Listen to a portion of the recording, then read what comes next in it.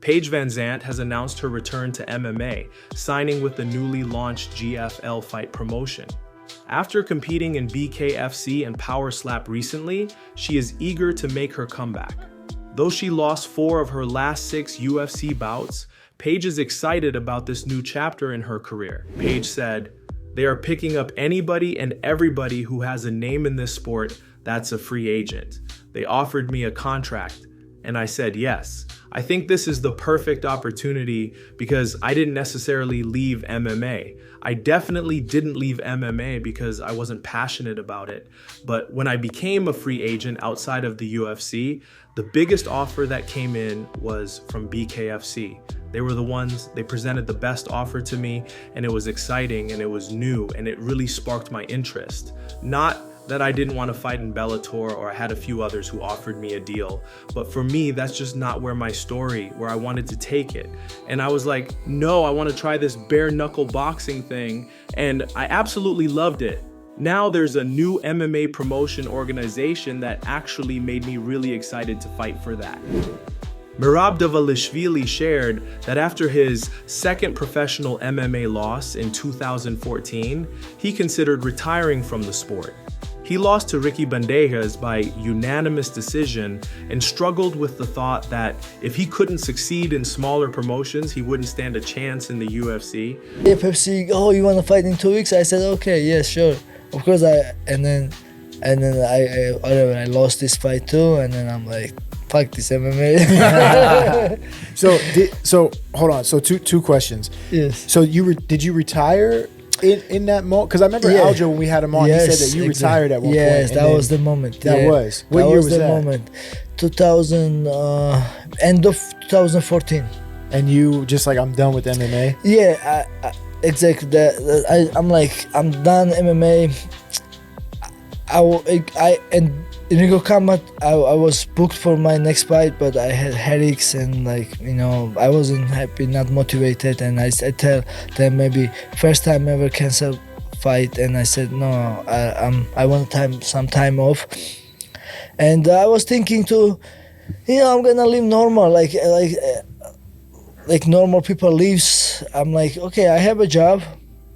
And you're doing construction, right? Construction, yeah. And I was thinking to get better in construction. Maybe one day I will become a contractor, and I even give people a job and make money and work daytime, nighttime, go restaurants, go club, hang out with girls, maybe get married and then live like a normal. Yeah. And I was doing all this, I wasn't happy, I was missing something, I was missing competition. I came back because I missed, and I said, I don't care if I lost or if I, because at the time in my head I was thinking I'm not the best, because if I lost here in Ring of Combat, I was 1 and 2. How I'm gonna win UFC? Right, how I'm gonna go make it to UFC? Right.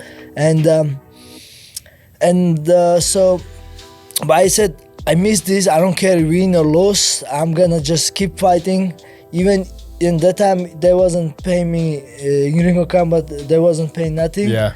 And then I'm like, maybe hopefully I can fix my immigration papers and then maybe fight in China, because my Georgian friends was fighting in China, they was making $1,000, $2,000, and maybe as long as they cover my flight, I could see China, go Russia, I was thinking like this, I forget about UFC and Bellator or something like that. And but came back, win 6 straight. And then now it came to where I was champion of Combat. I was knocked out Rafion. Yeah, crazy. Knocked out my boy. At UFC 310, Themba Gorimbo suffered a first-round loss to Vicente Luque via anaconda choke. During a recent appearance on the Pivot podcast, Themba shared that he received a video of his own family celebrating his defeat, to his utter dismay. He went on to say, "When I go online, one of my cousins, I can't speak his name, but he messaged me the day after I lost the last fight. Some of my cousins were celebrating my loss, and they were all celebrating my loss. He sent me a video of them in a place where we were 15 years ago. These cousins of mine were celebrating my loss. Do you know how much that eats you? Because all I do is try to do better for everybody. I might not directly help you, but maybe I want to build a well for the community. Then one person gets angry. Why did you build the well close to this guy's house and not this person's house? If someone messages you and says, give me $5,000, where will I get that? People think that I'm in the UFC and I'm a millionaire. I am not. Maybe one day I will be. Aljamain Sterling had a grappling session with Jamahal Hill, posting the footage to X. He wrote, good rolling with the champ. But at a more moderate pace. He's a big boy, grappling with Jamal. He let me start mostly from the dominating top position, trying to control him. I think I did a relatively good job maintaining the half guard position, side control positions, and I think I even got to his back.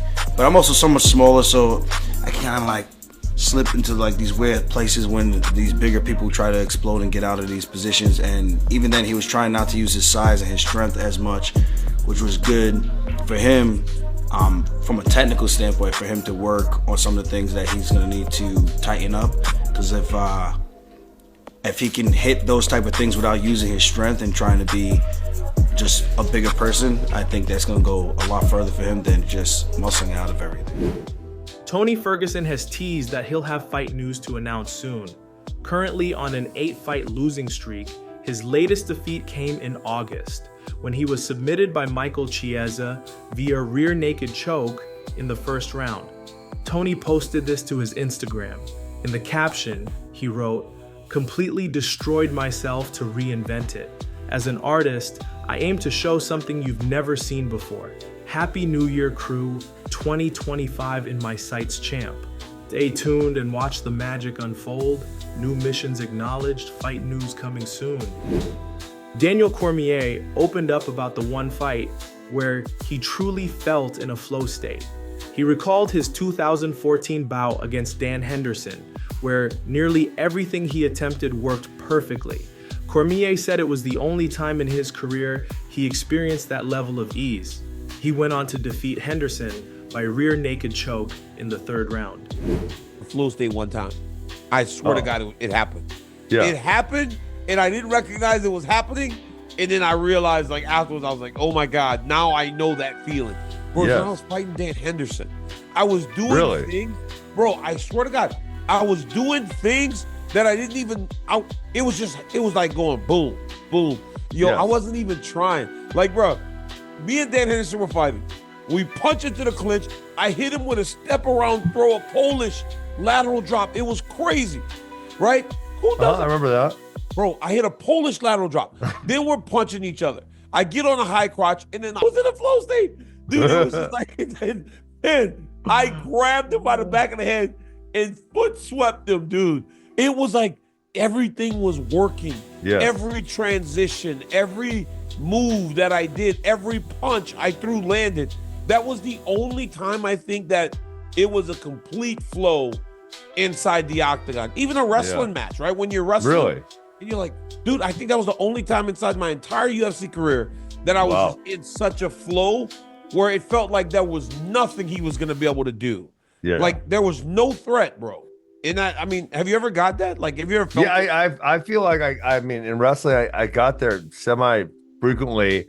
Fighting I think was harder because you do the round breaks. So even if you're flowing a little bit. Robert Whittaker predicts that Khamzat Chimaev will become the middleweight champion by the end of 2025. He also believes Belal Muhammad will remain the welterweight champion in 2025. I'd have to say Chimaev, eh? I want to say Chimaev. I just think, I think he's grappling so good. Like, so good. Yeah. And if you really think about it, like, Dricus is obviously fighting Sean. Whoever wins is going to fight Khamzat, which is probably close at the end of the year. So I would also give it to Khamzat too. I think he's going to be the champ. But Dricus is very, very close. Like, Dricus, we've seen pull out wins. I think he could do it as well. But I would say I'm 70-30 in favor of Khamzat on that. What about welterweight? What do you reckon? You know, I think Belal keeps it. Yeah? Yeah. I think his hardest fight would probably be with Shavkat, but Belal's tough as nails, dude. And I can see them fighting like a real close fight, but Belal getting like a decision win. Yeah. I will say this, because I agree. Kevin Holland is wary of fighting Dricus du Plessis, preferring a match against current welterweight champion Belal Muhammad. Kevin believes he would be able to KO Belal. I have to say, honestly, probably Belal. I would have to say People, too. People can say what they want to say about Duplessis. His style's ugly, his style's this, his style's that. He's a grit to the fight. He's a gritty. And it doesn't matter what you're doing that night. You're gonna have to deal with that grit. I like grit, so I'm fine with that. Bilal, it's kind of like, I really honestly believe I shut down the takedown. Bilal gets knocked out. You know what I mean? But then that's just a big story, though. You got to get there. You know what I mean? And the path to getting there ain't fucking easy. It's harder to get there than it is to win the actual fight once you get there. You know what I mean? So I'm just gonna stay my black ass right where I am. I'm pretty happy where I am. You and DJ both. Yeah, it's a good spot. Alex Pereira is heartbroken over his loss to Israel Adesanya. He shared a video of Adesanya knocking him out at UFC 287 on his Instagram story, adding a broken heart emoji. He later posted footage of himself shadowboxing.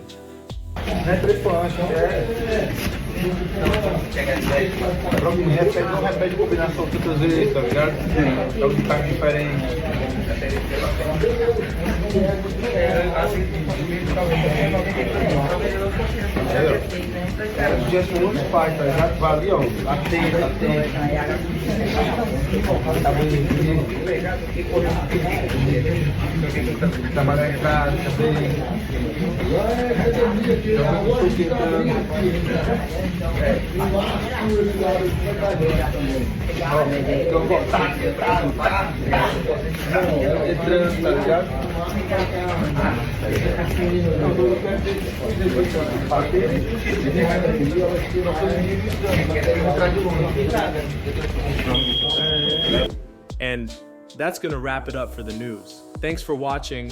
For daily MMA news and content, subscribe to the channel and click the bell icon to be notified when we post videos.